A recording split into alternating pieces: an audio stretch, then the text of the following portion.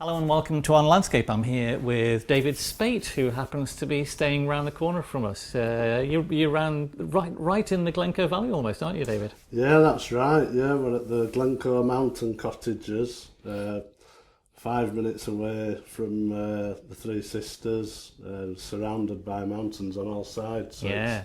it's a perfect location for us. And you're spending Christmas here?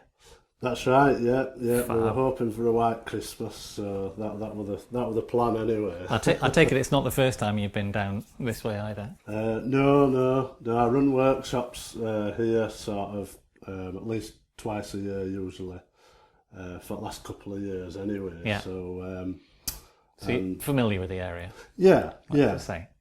Well, today we're going to go through a bunch of your images, and you're going to tell me a little bit about how you got into photography. Yeah. If that's all right. Yeah, that's fine.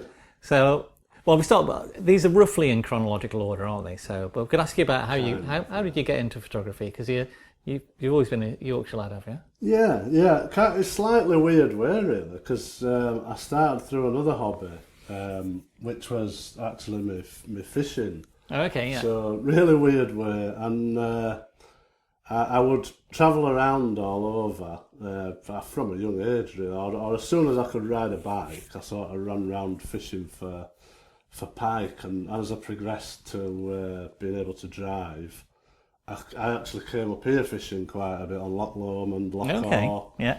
I loved it. The problem was the once or twice that I was actually successful and managed to catch a decent fish. Pike are pretty impressive, you know. Or I thought. So. I have fished for them before myself. Have you? Yeah. They're pretty impressive looking beasts, and but to get a good picture of them and actually show the scale and dimension were never easy. And of course, you pass your camera to someone else, and you get your pictures back. And it looks like you're holding a tadpole in the middle of a, you know. So it never really. Came off, but a friend, actually a fishing guide in Lake District, he was selling an old SLR film camera. I'd guess it must have been about 2000 or late 90s. So I bought this SLR camera off him, not having a clue what to do with it. Yeah. But thinking that, you know, obviously buying a better camera would improve my pictures. Got to be better than the Instamatic. Yeah, you would hope so. Anyway, Yeah. it didn't quite pan out that way, but I persevered with the fishing, and the strange thing happened where I was out fishing, trying to learn how to use the camera, and I suddenly kind of started trying to attempt to take landscape photos while I were not catching any fish. Yeah, some would do. So yeah, and I mean at that time, I think really I know I didn't have internet anyway in the earlier days, and so it were all. I did get into it and started buying books, especially Joe Cornish and all these people around that time. Guy Edwards, David Norton. And just thought the images were brilliant. Up till that point, I'd thought my pictures are all right. I'm doing all right here, but as soon as I started actually comparing them, realised no, you're not on the right path with this at all. So, but they were inspirational. Some of the books, I think now I can look at some of those books, and the brilliant thing is that you can look at some of those images and they make me just want to get up. And go out with my camera straight away. It still holds that kind of inspiration, you know. Absolutely. And it was that kind of got me fired up, really. But yeah, that's how I got started, and you know. So you would have been working around. I mean, this looks to me like back of Malham, is it? Yeah, it's up. This one's up above Malham Cove. It's Watlow's Dry Valley runs down the side. It's I think it's called Ingscar. I've walked down the bottom of the valley. I've not been up there. And it really always sort of hit me when you talk about lunar kind of landscapes. You know, the limestone up there is just fantastic. Yeah. But the kind of where I had a problem with this image, I probably walked around this area for, I think, round about 2.5 hours, and I knew I liked the repeating kind of crags Yeah. repeating off into the distance. And obviously limestone, you can take images that are quite photogenic, I thought, or that work. It's a photogenic kind of rock, but for me, I couldn't find a start point to this image, and I know I spent hours and hours trying to find a kind of somewhere for your eye to begin at the front of the shot there. And really, I worked until I was blue in the face. I couldn't find one, and eventually I sort of found this one. The clouds were actually just jet contrails that kind of... Oh, are they? Really Right. luckily that at the end of the... Because it, in colour as well, it just... It didn't look the same. It didn't really have any kind of Blues and greys and things. Yeah, a funny it were mix. really. I think it were a July day, so it was just that really insipid kind of blue. Yeah. And the problem is with a lot of malum on the right hand side, you've got Pike Door Hill, the big ridge. Yeah. So at sunset, it blocks the light out quite early.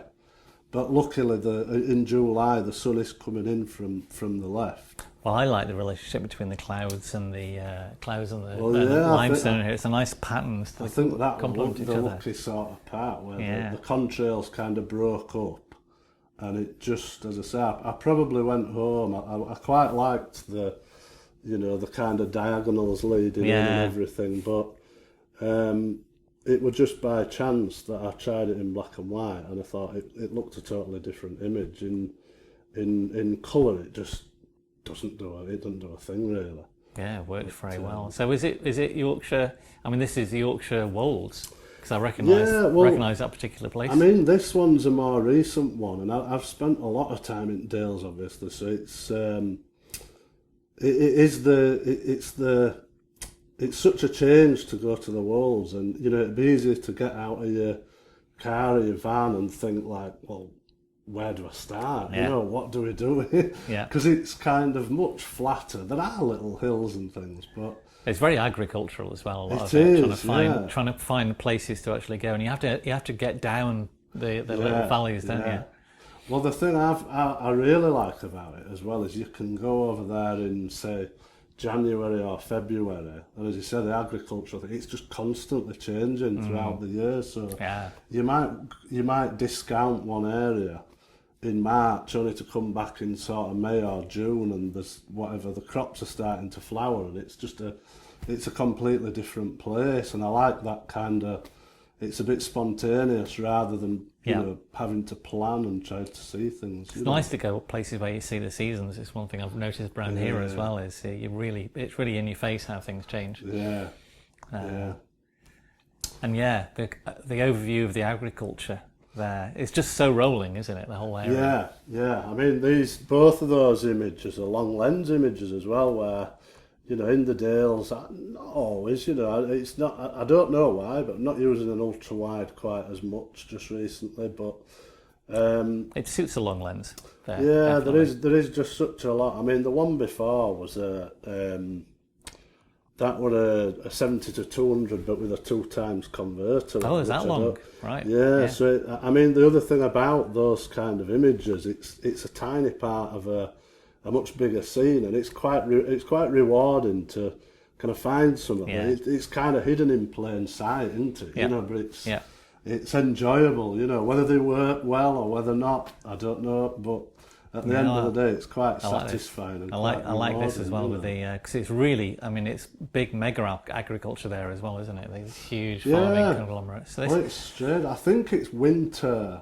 Somebody told me, is it winter corn? That's right. Or winter? Yeah. Winter. There's a winter wheat. Winter wheat. I think that's it. Yeah, but you can see the chalk through the grass because it's slightly, the soil's quite chalky, so it gives a weird kind of colour as well. And this back in the Dales? Yeah, this one's back in the Dales. Probably one of my favourite panos I've done. That's lovely. Do you do these as a panoramic or a crop? They are, yeah. They're all probably about 10 images in portrait. And this one, I've only really had those sort of conditions that once, even though I've been back and I've tried again. And I just think it's that kind of trying to find simplicity.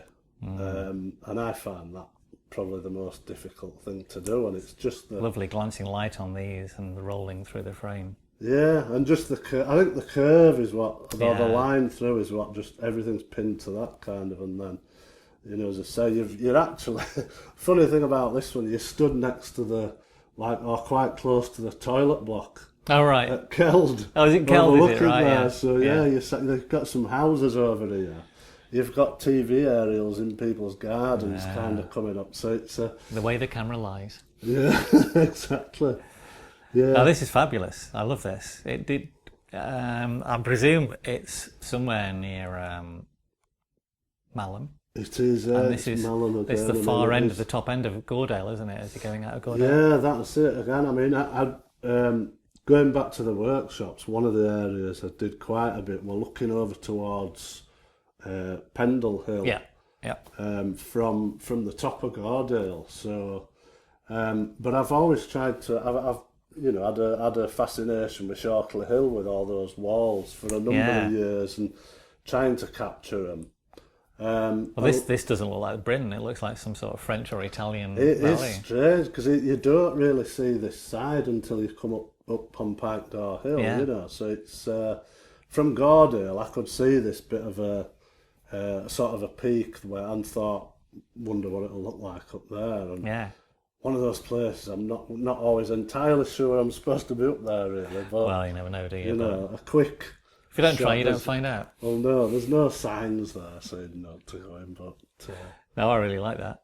These. There's a bit of another thing with that one is a little bit about the reason I put it in as a favourite image, because there's one or two on here probably where they're a favourite image because I feel like I learned something from actually doing it, and Yeah. one of the things with the contrast between the walls and the hills, the type of light, the sun's quite overhead.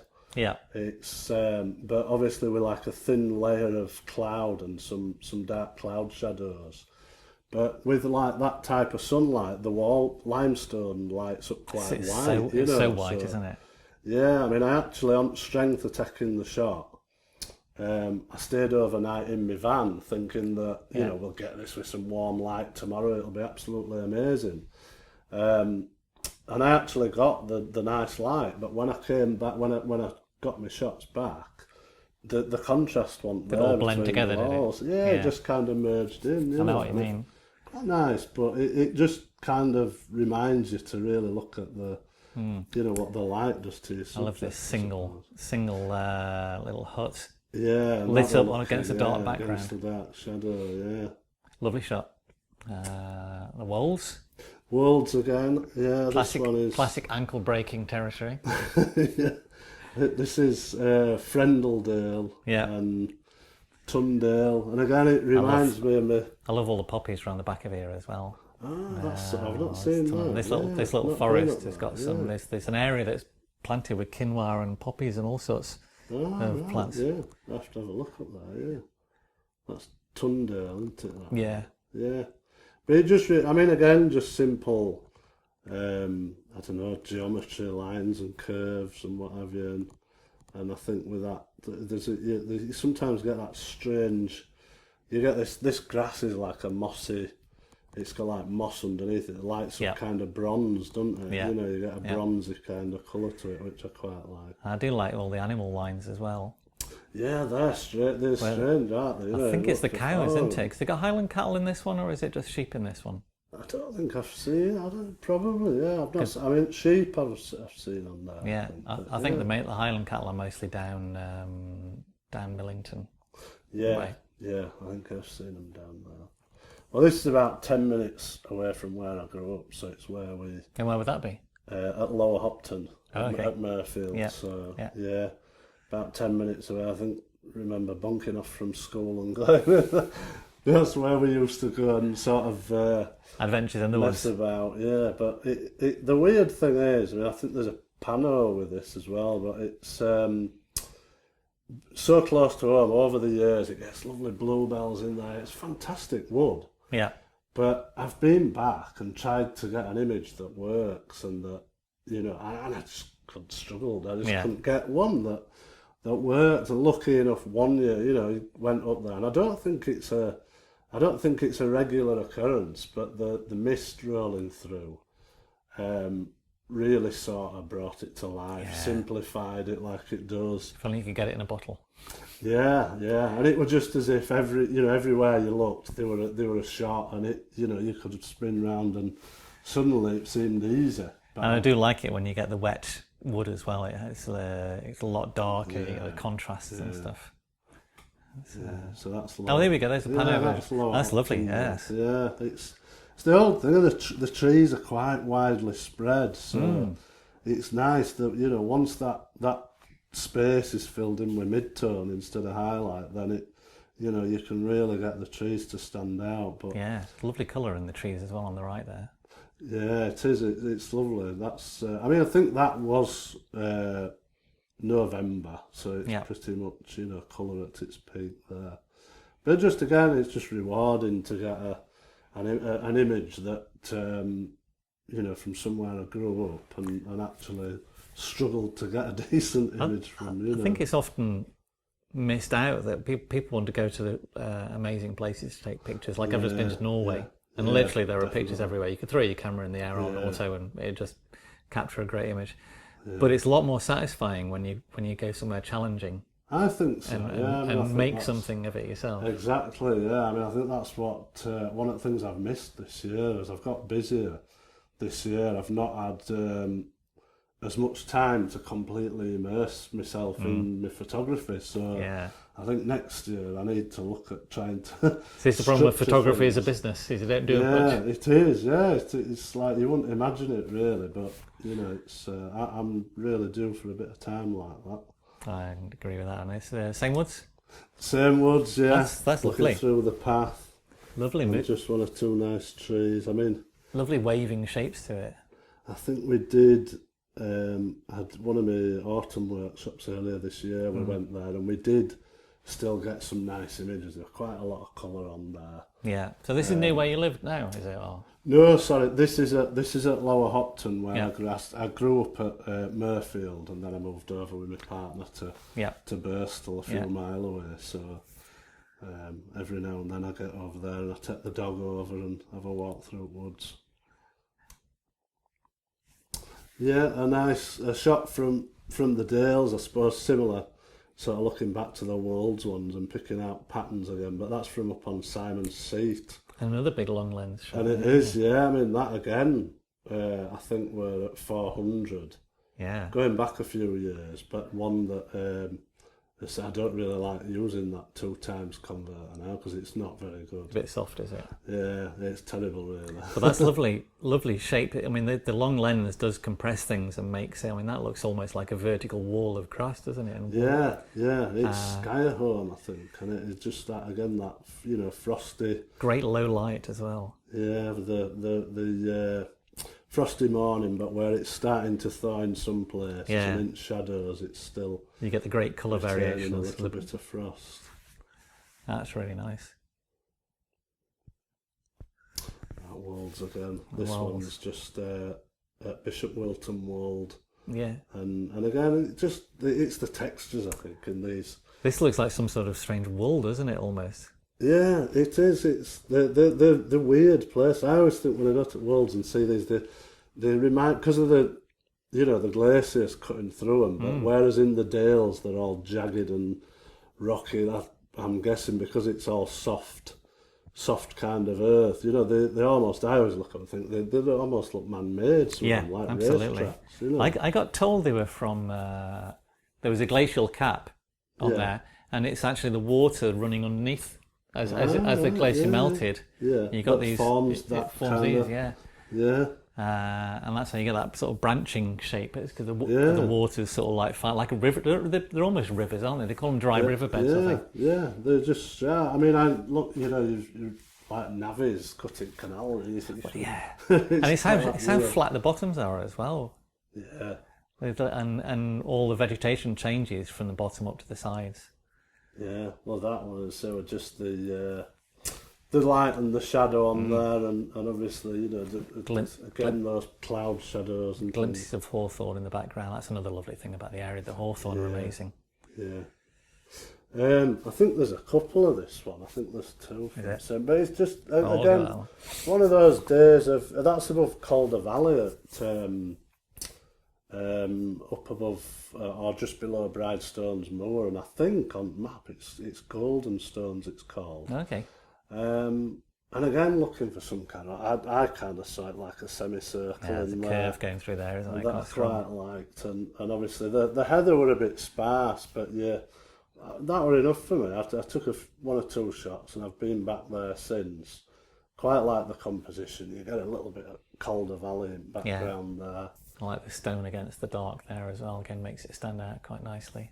Yeah, and just a nice, again, a rewarding kind of shot, because it's not somewhere I've seen any pictures of, so it was just nice to go out and have a look around and see if you can find a shot that... So do you lead workshops around this area as well? Or? Yeah, quite a bit. Yeah, I mean, now quite a bit. You know, if I do one-to-ones and somebody will get in touch and say that I'm from that area, I can say, right, yeah, we can go around some of them places. But yeah, it's just tailored to what somebody wants to do. Really. How did you get into doing workshops then?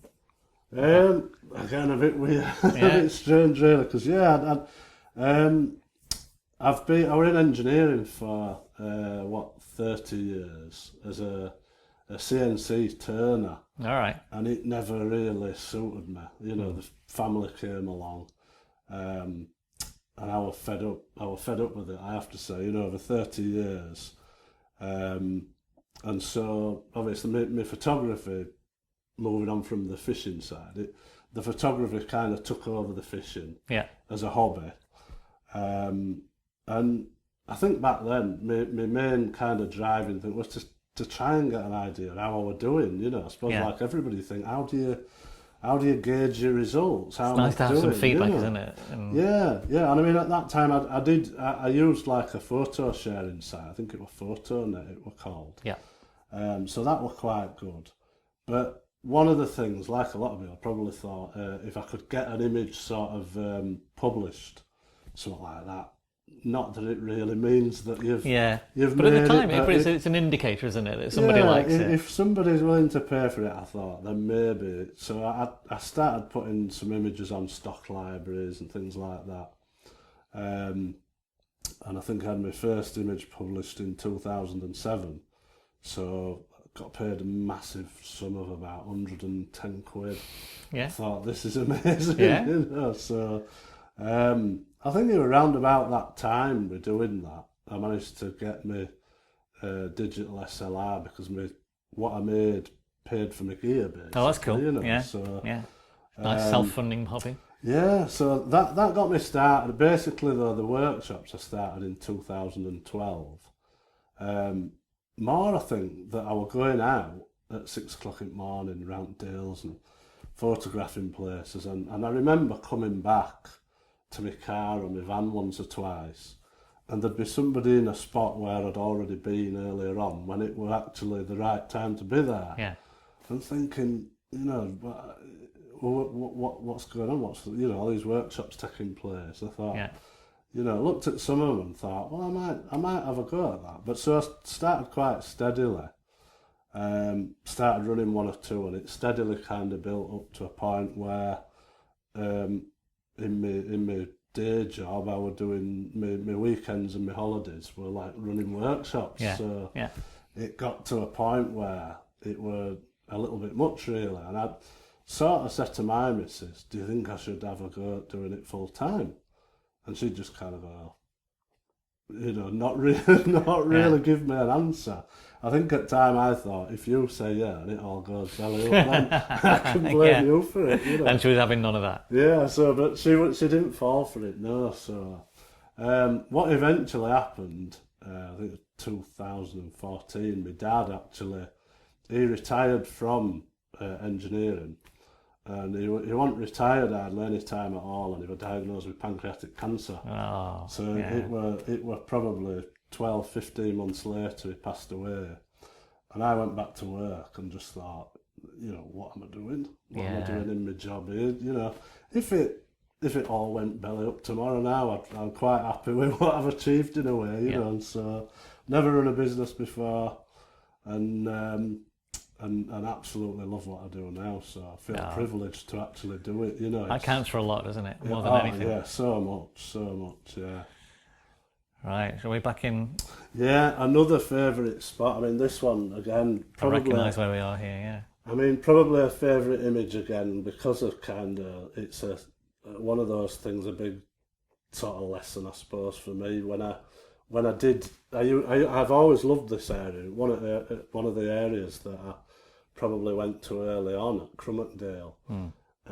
But I don't know if everybody's the same, but I know I certainly went through the phase where the ultra wide lens was stuck to camera at all times, and trying to get that really detailed foreground, you know, any kind of rock, or you know, you had to have a rock somewhere in there. Yep. And so this was a place that maybe brought that kind of behavioural trait, really, because it just... hard to find anything like that around there, yeah. It is, it's just such a bit, everything's so spaced out, I suppose, you know, such widely spaced and everything, that it's really hard to get, if you do go for a foreground, often pen against a tiny little pimple in the background. So it definitely got me looking at different formats and thinking, well... Whereas this has got some nice repeating shapes, hasn't it? These curves going through, all the way through, and these... There's the main sort of valley of the, you know, limestone pavements in there. And this was a longer lens again, is it? It would have been a wide angle by the time you'd done a panorama, but... Yeah, it would be a 70 to 200, and I think 9 or 10, or between 9 and 12 shots in portrait and just stitched. Captured the nice light there in the background with it. We're really lucky, just with the kind of... those kind of days in sort of summer or back end where you often have like all this weather coming in at one side, but then if you look behind you, you've got blue skies and sunlight, you know. It's a bit of a weather break about there, isn't it, between the east and west? It does seem to be. It changes a lot between sort of Malham and going over towards Ingleton and that way. But yeah, it just, and again, just the three elements, that's all I was trying to capture, trying to get the two crags and the wall running from the hills and Pen again. Jaggy shadow of the stone wall there. And just keep trying to simplify. Now I glanced through these. I must admit, I did glance through these earlier, and this was one of my favourites out of there. Oh right, yeah. Well, do you know where that one is? I feel like I should, but I don't know. It's up back of Kettlewell. It's okay. Well, never been up there, so that explains things. The name of it now. It's the gill up the back of Kettlewell. Anyway, and I know it's again. I think I've started to get this bit of an obsession with these kind of round hills, you know, or drumlins around that time. And there are one or two areas up there where you get these funny sort of rounded hills, and the colours in this are absolutely extraordinary. These sort of tan, browny really colours, sort of rusty, and it just. I must have been up there quite a few times and doing it's not a long drive, but the sort of hour and a half drive, and up there early-ish on a morning to try and get the light. And this is probably one at best of the bunch. I know I've got rainbows and all sorts going up there, but never quite what I were after. So. Well, I think the softness of this light in the foreground is beautiful. Just slight sort of like diffuse light coming down this hillside here. And then a perfectly circular group of trees in the background. Yeah. There's some very fascinating things going on there. Well, there's a lot of those like little, I don't know, somebody's told me, I don't know if they're that, but they said they're like little terraces that are the sort of Iron Age farming house. Okay. That kind of thing. I know you get them at Malham. Yeah. And I don't know if these really tight ones are that, but they're quite strange when you... Yeah, I tried to look it up, and it was like some people say they're animal tracks or salty fluxion with the turf strange, dropping down. You know, but they do look nice when you get a bit of nice textures. Yeah. This doesn't look like the Yorkshire Dales anymore. no, this were 2 or 3 years back, and we just got. I did a workshop up here, and it was post Fogbow. Oh right, yes. The Fogbow the week before. So that'll probably tell you when it was. Yeah. But we just got perfect conditions really most of the time. Rannoch Moor, when it's like that, is glorious for a morning, isn't it? It really was beautiful, and I thought I'd bitten off a bit more than we could chew really, because I was doing a few days up here, but then going over to Egg. Oh my God! All right. So yes. I thought, if it all goes wrong and ferries get cancelled, we could have been in trouble. But we had a brilliant. Looks like you got very still weather there as well. Yeah, it was lovely, freezing cold, but it's this sort of belt of Venus blue pink thing is always a winner for me. It's lovely, Earth shadow. Yeah. No, I mean I just thought again, like this where we are. Yeah.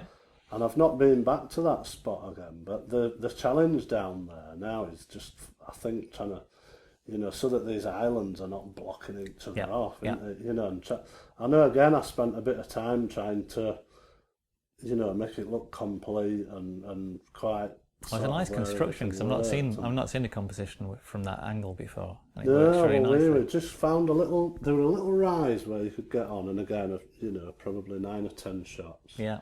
And I know two guys at workshop were stood just here, so it were a kind of an exercise in just keeping those out of the corner of the frame. So where do you base your workshops when you're up here? Is it?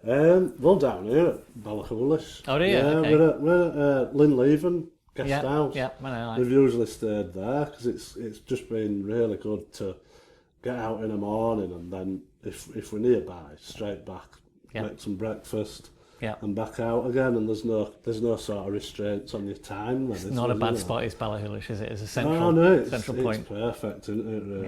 Yeah. And you've got the places to eat and everything. Co-op's a bit of a lifesaver there. Yeah, absolutely. If you need anything. Come back for your sandwiches. Brilliant. And are we off to Egg, is it? Yeah, I mean, I think I put I don't put titles on images, but I think I called that one An Evening Without Rum. Yeah, just it's gone. It had totally gone. I've seen it many a time like that. I did like this kind of shape in there, and early. That's slippery as hell in there, isn't it? Yeah, it is. Yeah, but I mean that is one of the places I'll do again. I love it. And where did you stay on Egg?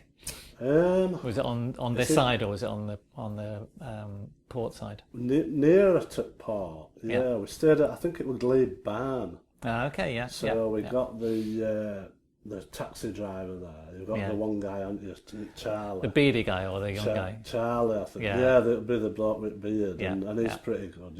He's far by. If you let him know where you're going, he'll say, "Yeah, I'll be there." And every taxi journey, well, then it's probably gone up now. Every taxi journey is a tenner, isn't it? So, exactly. No, it's exactly the same still. Brilliant, I do like it there. What I like about, going from sort of Lake Bay, if you do that walk, the geology just changes dramatically. Every 20 yards, so you might have ruminant background, or not necessarily, but, the foreground and everything, it changes, doesn't it, so much from there. Yeah, I mean, I love it for that. You could just spend the whole week just wandering up and down that beach quite happily.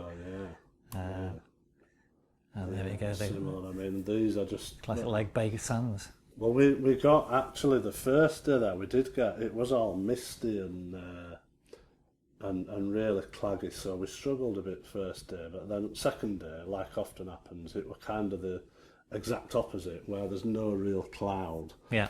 And but I thought this were kind of like those kind of oil slick kind of colours, and I ended up quite liking it, so. Beautiful mix of colours. And the shapes in there, obviously, So. The mix of sands is fabulous, isn't it? You see it a few different places. the black sand and another one, the foreground rock. But I thought it was quite a nice shaped one, at least, this one, so possibly worth a go at. It's very rare that you don't get conditions you can do something with. I mean, that's the hardest conditions, probably bright sunshine. Yeah. But still, it's fun to look around and explore things. These sills, volcanic sills that go out, dikes, they're fantastic things. Really, and they're huge as well, aren't they? Yeah. You can climb inside the things. Yeah, you can see where some are like pushed up, can't you? It's as if they're pushed up through like volcanic sort of activity. That's very nice. Yeah, I liked these two lines lead, the lines of the rock leading out. And that night we never got the. Saying that, we did actually. We got quite a nice sunset. Is that just after sunset? Tide was I think it was, yeah. That's the thing. You sit there waiting for the tide to come in. It never comes fast enough sometimes, or too fast, or at wrong, not quite right time. But yeah, that's another hour with another photographer there, with Andrew Yu. Okay, yeah. And he came over for a day in Dales with me. That's more like stunning conditions, isn't it? Well, we went up Pfizer, if you've been. There's a great cafe, Elaine's Tea Rooms. Some nice woods around there, aren't you? Yeah, Oxenburg, and superb. But yeah, we went up and we were just really looking. I think I know I've walked around all this as well, but from up on Potscar, this is looking, I think it's Giggleswick Scar. Yeah. But again, the little kind of valley there, and then sort of Atomaya Scar in background, and looking over that way, Warrendale Knot. It's an interesting landscape, isn't it? And it's lovely. Yeah. Sometimes it's tough to do stuff with it, but when you get the conditions, conditions make the difference. And certainly, it can be challenging. But I mean, this is one of those areas again where not really seen any pictures from anybody going round that area, because you walk through farmyard and off, and there is really there's one or two shots there that I've sort of earmarked to get and not done it yet, but looking over Ingleborough peaks over the top of the Pfizer Scars, and through winter obviously it's sun coming up down there and lighting all that crag up. I think there's one or two nice shots there. So I had an abandoned project of taking photographs of woodland coming out of limestone pavement at once, because there's about 6 or 7 places around here in Lake District that have got it. That's one of the places to do it, isn't it? Yeah. If you go up on Pfizer and Oxford, there's some nice limestone pavements up there. Mm. Very graphic. Well, that's backed up Wolds again, and just made me think of one of those Aaron jumpers that your mum used to let me wear in the 70s, There's a place in America that's Palouse. It's got that sort of feel to it, isn't it? Kind of green, Not on the same scale, but the patterns and things. No, I mean, that's another. This is a favourite area because the number of different patterns throughout the year in that same field. It's all same kind of place, but different times of year. It's totally different. It's the farmer getting paid for his bits of hedgerow by EU funding. Is that what it is? Yeah, they get paid to leave some of it in, what's the word for it? Like meadow, uncultivated, so it seeds and all the birds can feed off it. Well, I know when I've been, the deer you often see deer coming up this track, road deer and stuff. Yeah, this is just a local shot. When you go out and hunting for a nice long tree. Yeah. I remember years ago getting my maps for sort of the Barnsley area around there. Whenever you're going down M1, I'd be driving down M1 to go to Peak District or somewhere like that, and looking around and thinking, why am I having to go around here? So and how do you get off the motorway? You always see something you can't get off. Yeah, you never know where to actually go. Do you? So I got my maps anyway for around there, and I know I had a drive about and I found this tree years ago, but never really did out with it, didn't think much to it, and then years later saw somebody put a picture on social media with the oil seed and thought, I know where that is.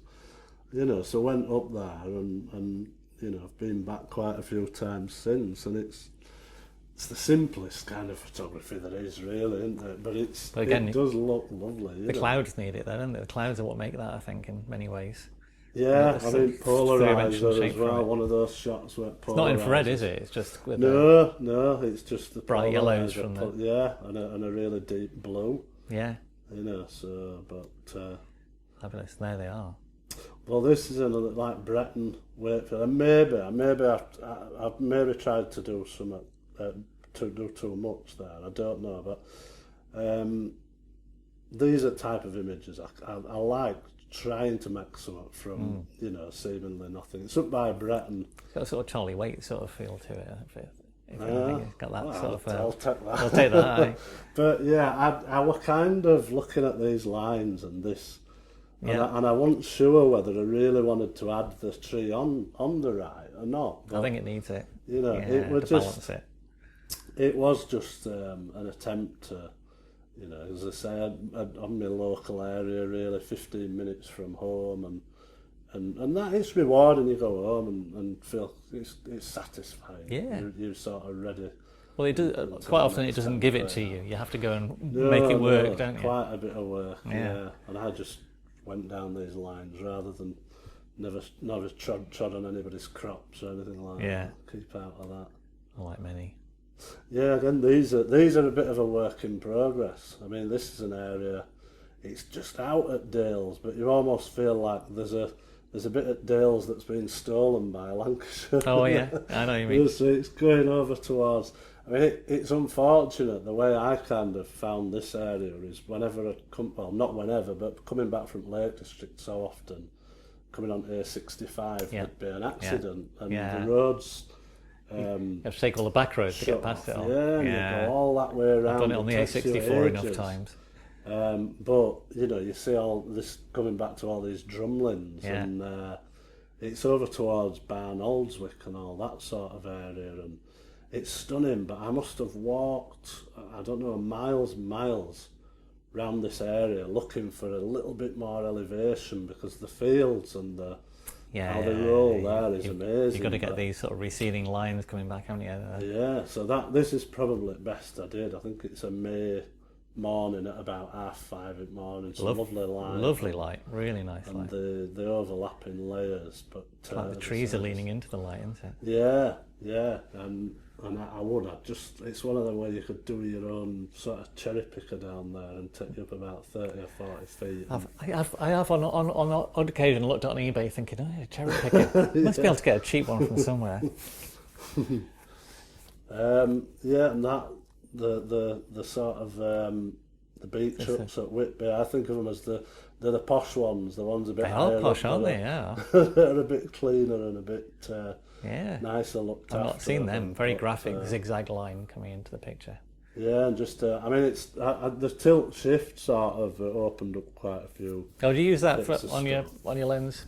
Quite a bit, yeah. I mean, again, one of the things we do in the panos, I always felt a bit kind of limited. You know, when you're reading up how to sort of do a pano and the whole using like, although I think you can get away with a bit less. Oh, the nodal points, 50 mil focal lengths and stuff. You know, and I always felt a bit like once I did more of it, I could see panos, and I went through a period where I thought I need to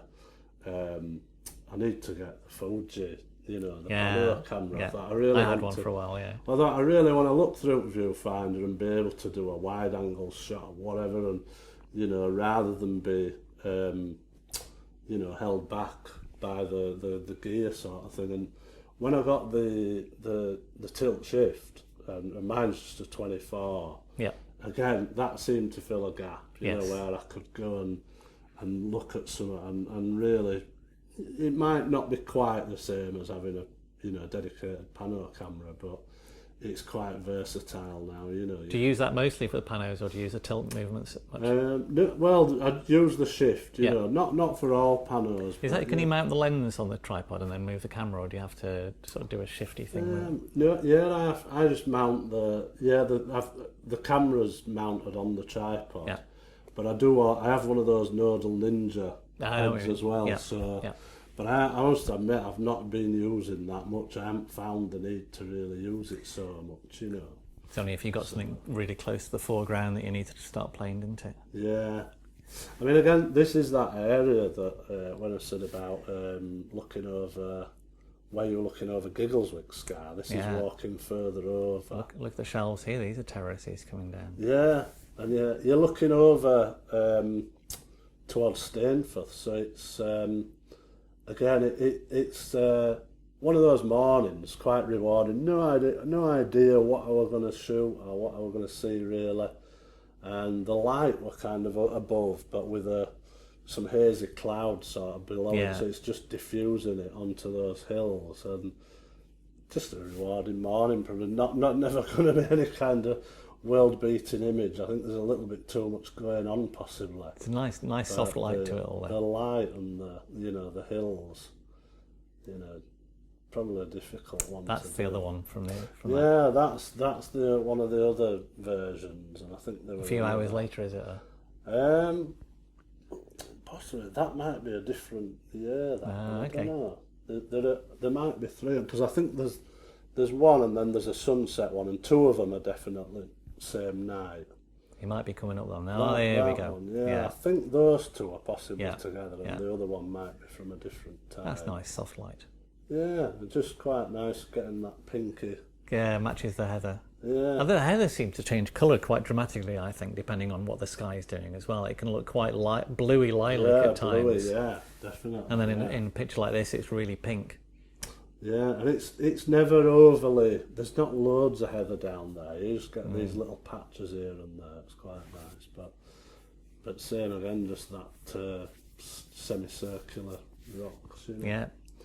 Now this one I've had a few people ask about this one. How do you get on that pier? Yeah. Well, you can't get on it really because it's gated off. I think they opened it at one point and then they closed it again and then they opened it. So I think it has been accessible occasionally.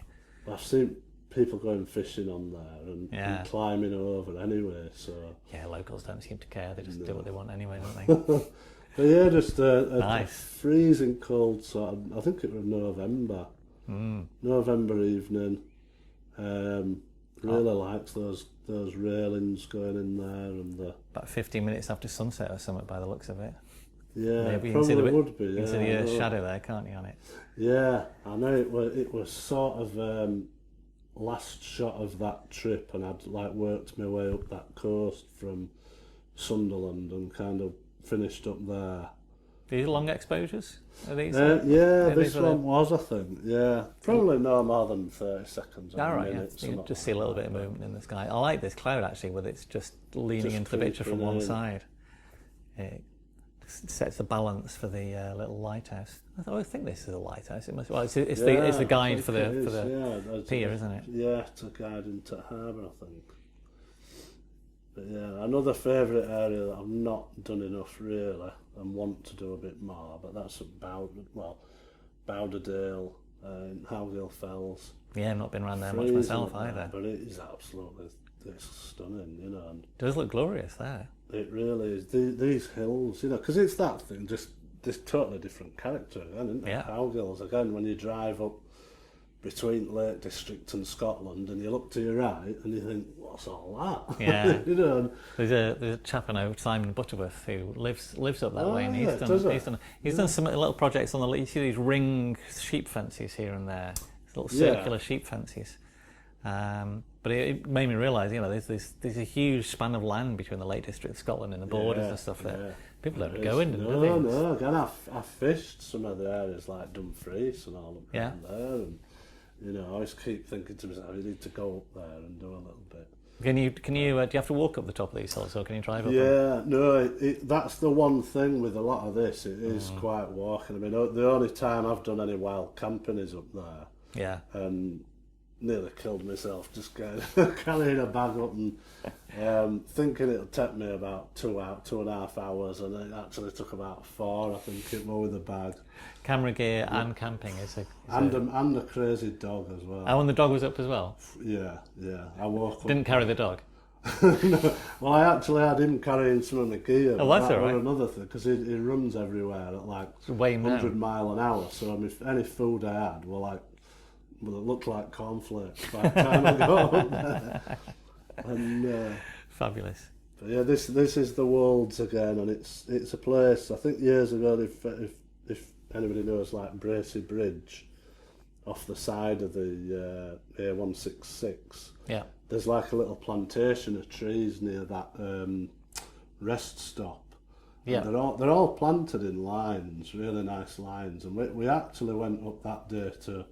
I think it was when we had that beast from the east or one of those. Yeah.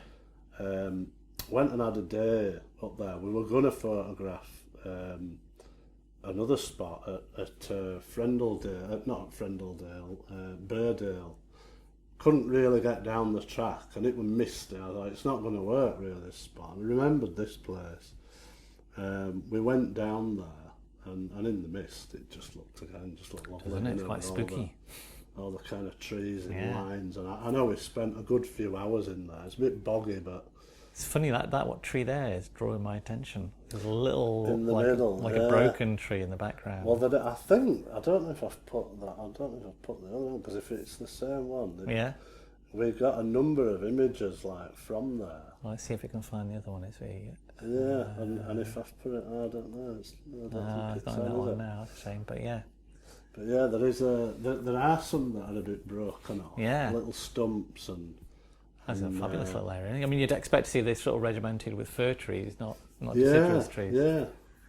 I mean, that I did wonder after about this because I've got a few different versions of this, and whether I really wanted that in or not. But yeah. But yeah, Castle Howard and you know, it's kind of I quite like this just because of it's like what you think of as a riot of colour, but it's not saturated colour. No, it's all pastel, spring. Isn't it? Yeah, because it's spring colours. And you got this softening from the mist that's coming in the morning as well. So that was a gorgeous morning. We were up early and really one of those times were quite rewarding because you woke up and I know I'd stayed in my van. Yeah. There's not a cloud in the sky, and you think, boring. Is it? Well, should I go back to bed? Yeah. But we knew we were going here, but obviously because of the lake and how that mist up at tight, it was just on the lake. Right. So perfect, really. It were really thick with mist at first, and then as it started to clear, and sun started to break through mist. Then it was just lovely. Glorious, the hawthorn opposite the building there. Yeah. That's a very nice picture. Again, bit of a funny place to compose a shot sometimes, but yeah, these I think I really enjoy when I've got the time. They're never going to probably be something that you put on your wall, but I always think when I'm talking to people on workshops, trying to say it's kind of like just simplifying things right down to the limit, and you can learn stuff from it, doing exactly, it as well. I think this is what I've kind of thought is that the more you kind of manage to simplify things down, it does lend itself to different types of landscapes on a larger scale, and and as I said, these just the contrast to the colours and the lines. That so epitomises the area as well. So it's like it's got that. Yeah, it's heavy industrial agriculture. Yeah. Where's this one? Well, this is up at Berwick, so we're there. Okay. They're quite a bit now with workshops. Seem to be going back and forth to Northumberland. That's a cracking little pier end, isn't it? It's wonderful colours to it. We always call it. Well, I always call it it's like a little red and white rocket on end of the pier, and it's so simple, but it does. It looks stands lovely. out It really often gets, the seas are quite heavy, especially like November time and coming into winter. Good North Sea weather. Yeah, we always get this. We seem to always get this heavy clouds, storm clouds. I know this time just gone back in November with similar conditions again. Yeah, and if not heavier Oh, was seas. this that was when we had the big storms coming through, was it? Yeah, it would be. Yeah. That's when I was worried about my shed. I was putting in some extra foundations and extra screws in it and things. Peg it down. Yeah. That's a classic shape. Well, that's the one just from the Silverdale Road. Yeah. If you know that one, where you cross over from one side over to Pennygent side, and just a nice strip of light, one of those more opportunist sort of shots, I think. They're just framing it, dark foreground, dark background. It's a blast of light in the middle, and the little touches of light on the fences or their stone walls. Yeah, I do like it up there. There's obviously these sides. There's not a lot going on. Yeah, but it's just one of those, as I say, moments. Berwick. That's the ones at Spittle. This one and another one. I think we got the other one there. Probably the most sort of my favourite recent shots that I've taken. They're beautiful. I mean, that's stunning, I have to say. It's really nice. It makes you think: is it wood or is it stone or is it marble or is it? Well, the difference that day was that it was raining, you know, and I was doing a workshop, so it turned out, you know, in most cases, you're working with somebody else and you are getting their shots and you're helping them. Yeah. But the guy that were with me, he kind of, you know, he knew what he was doing with this camera and stuff, or after one or two instructions, but he actually wanted me to do more myself. Yeah. And so you could see how you work on things. Yeah. Yeah, but I mean, one of the things I say, the reason I love photography is that, and especially when I was doing my old job, I hope none of my old bosses are going to be listening, but it will, like, if I've done a week's work, it's that being immersed in what you're doing, where you just kind of, that is all you're thinking about. And lose yourself in things. And we literally stood here for, we got there near low tide, and I think we were there about 4 or 5 hours, and me working on 2 images over 4 or 5 hours, and actually, you know, next thing we're saying, oh, we're going to have to move his bags, you know, tide's in again. And it was just like blink of an eye, you know, and a really fulfilling workshop as well, though, because the guy that were with me, he said, you know, the way we're looking at his photography were totally different after the weekend. Because I don't think he'd worked enough. He'd kind of looked at images online and, right, I'm going to go to that area and get a similar image.